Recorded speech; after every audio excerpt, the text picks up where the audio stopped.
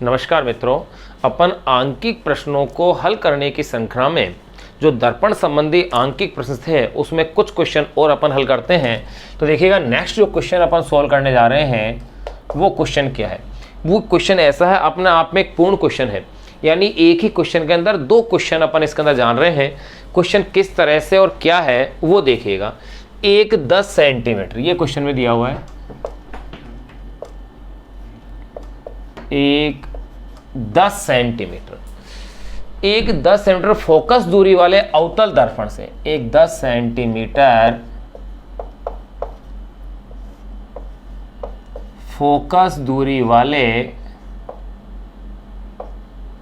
एक 10 centimetre focus दूरी वाले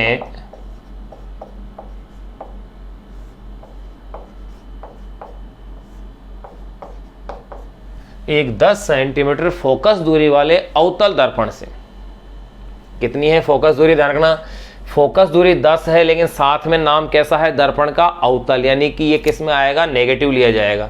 तो क्वेश्चन में ये कहा है 10 सेंटीमीटर फोकस दूरी वाले अवतल दर्पण से कितनी दूरी पर एक वस्तु रखी जाए। अवतल दर्पण से कितनी दूरी पर एक वस्तु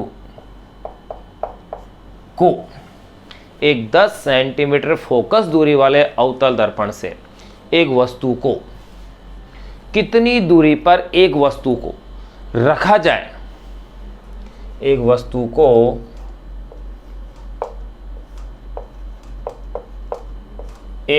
को रखा जाए कि उसका 5 गुना प्रतिबिंब बने, रखा जाए कि उसका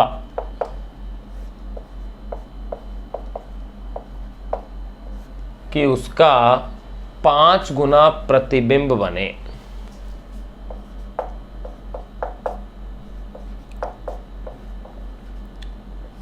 कि उसका 5 गुना प्रतिबिंब बने।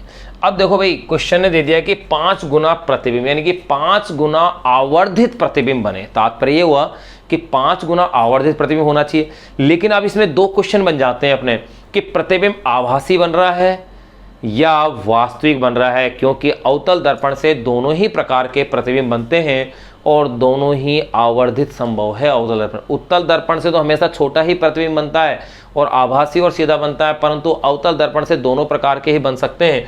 तो देखिए यही मैंने कहा है, एक 10 सेंटीमीटर फोकस दूरी वाले अवतल दर्पण से कितनी दूरी पर एक वस्तु को रखा जाए कि उसका 5 गुना प्रतिबिंब बने, जबकि प्रतिबिंब बने, जबकि प्रतिबिंब। नंबर फर्स्ट, दो क्वेश्चन हो गए हैं ये अपने आप में। नंबर फर्स्ट, जबकि प्रतिबिंब, नंबर फर्स्ट वास्तविक हो,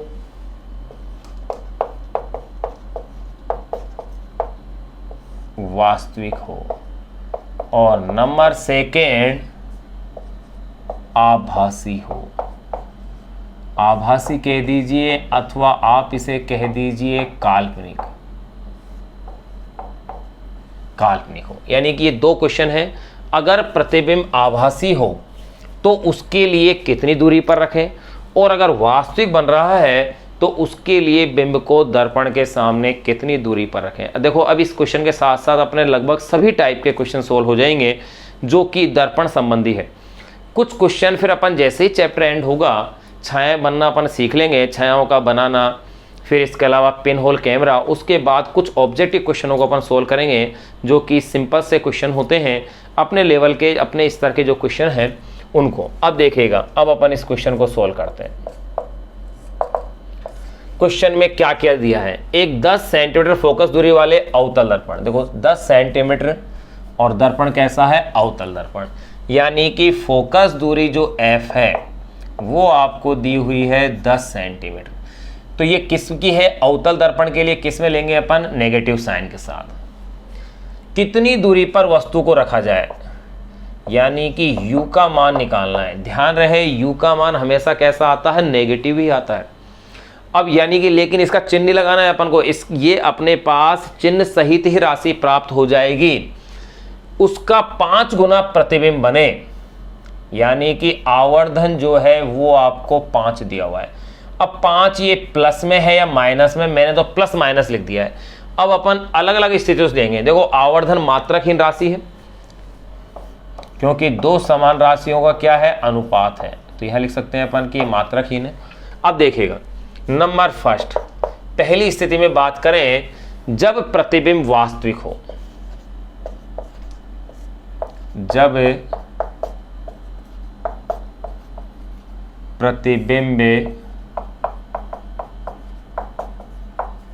वास्तविक हो, अगर प्रतिबिंब वास्तविक है तब देखिए, अगर प्रतिबिंब वास्तविक है तो m का मान नेगेटिव के रूप में आएगा, और अगर प्रतिबिंब आभासी या काल्पनिक होता तो m का मान किस में लेते हैं अपन, प्लस में लेते हैं।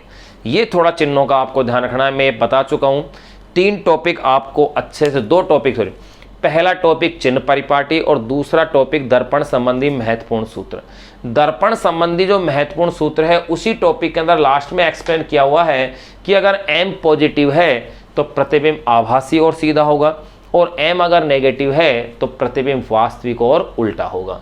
अब देखिएगा यहाँ m-5 है, f आपको दिया हुआ है, u फाइंड आउट करना है, यानी कि वो फॉर्मूला यूज करना है जिसमें f, u और m हो। और देखिए वो फॉर्मूला आपने कई सवालों में पहले भी यूज कर लिया है, m = f अपॉन में f माइनस u। इस फॉर्मूले से देखें तो देखो भाई, वास्तविक होने के लिए m का मान कैसा लिया जाएगा, नेगेटिव, फिर f कितना है, -10, f कितना है, -10, u अपने आप चिन्ह सहित आ जाएगा। अब इसकी कैलकुलेशन करनी है आपको, तो भाई माइनस से माइनस कैंसिल, 5 से 10 भी यहाँ कैंसिल हो गया है, तो ये हो गया है 1 = 2 अपॉन में -10 - u। बिल्कुल ऐसा लिखा जा सकता है। अगर ऐसा लिखा जा सकता है तो फिर आप कैलकुलेशन कीजिएगा, क्रॉस मल्टीप्लाई कीजिए, -10 - u = +2। फिर देखिएगा -u = यहाँ पर तो ये क्या है भाई, 2 है प्लस के, माइनस के 10 इधर आएंगे तो ये हो जाएंगे प्लस के 10। कितने हो गए हैं, प्लस के 10 हो जाएंगे। तो देखो भाई यहाँ अपने पास ये, अगर मैं प्लस के 10 करता हूँ तो फिर आप आगे की स्टेप को फिर देख सकते हैं। मैं इसे यहाँ सोल्व कर रहा हूँ, -u = 2 + 10 यानी कि 12, तो u = -12, u = -12 सेंटीमीटर। ये इतनी डिस्टेंस आ गई है। तो ये पहला क्वेश्चन यहाँ अपने पास सोल्व हो गया है कि अगर आप इसे 12 सेंटीमीटर की दूरी पर रखेंगे दर्पण के सामने, तो जो प्रतिबिंब अपन को जो प्राप्त होगा वो प्रतिबिंब कैसा होगा, वास्तविक होगा और उल्टा होगा, जबकि फोकस दूरी कितनी है, 10 सेंटीमीटर। अब इसी क्वेश्चन का सेकंड पार्ट और देख लें अपन। सेकंड पार्ट में ये क्या कह रहे हैं, जब प्रतिबिंब, पहले में तो वास्तविक था, जब प्रतिबिंब कैसा हो, आभासी हो। जब प्रतिबिंब आभासी हो, अगर प्रतिबिंब आभासी है तो भैया इस स्थिति के अंदर m = क्या हो जाएगा, +5, क्योंकि वास्तविक होने पर m की वैल्यू क्या लेते हैं अपन, नेगेटिव। तो वही formula same, m = f upon में f माइनस u से। इस फॉर्मूले को यूज कीजिए, m की वैल्यू प्लस में 5, f की वैल्यू -10 - u। अब देखिएगा, अब इसको अपन फिर सोल्व करते हैं। यहां पर ये तो आ गया। अब देखिएगा भाई, यहां पूछा क्या था भाई, 5 गुना प्रतिबिंब, जबकि तो अवतल दर्पण कितनी दूरी पर एक वस्तु को रखा जाए कि उसका 5 गुना प्रतिबिंब बने, जबकि प्रतिबिंब कैसा हो, वास्तविक हो, और एक स्थिति में क्या हो, आभासी हो। तो देखिए भाई u का मान निकाल रहे हैं अपन इसी में। तो अब देखिए ये 5 से 10 तो ये कैंसिल हो गया, तो ये 1 = -2 अपॉन में -10 - u, क्रॉस मल्टीप्लाई कीजिएगा, तो क्रॉस मल्टीप्लाई अगर आप करते हैं तो ये हो जाएगा -10 minus u is equal to -2, minus u is equal to -2 plus के 10। आगे की फिर स्टेप देखिए, minus u is equal to minus के 2 प्लस के 10 यानी कि प्लस के 8, तो u इज इक्वल टू कह सकते हो -8 सेंटीमीटर, इतनी दूरी पर रखा जाएगा। अब इसी क्वेश्चन को आगे और बढ़ाया जा सकता है। अगर इसी क्वेश्चन में ये पूछ लिया जाए कि दोनों ही स्थितियों में प्रतिबिंब कहां बनेगा, भाई ये तो क्वेश्चन में पूछा नहीं है, लेकिन अगर अपन भी इस क्वेश्चन को आगे बढ़ाना चाहे तो बढ़ा सकते हैं। तो प्रतिबिंब की स्थिति भी निकाल सकते हैं किस फॉर्मूले से, v is equal to uf upon में u माइनस f से, क्योंकि u को तो फाइंड आउट कर ही चुके।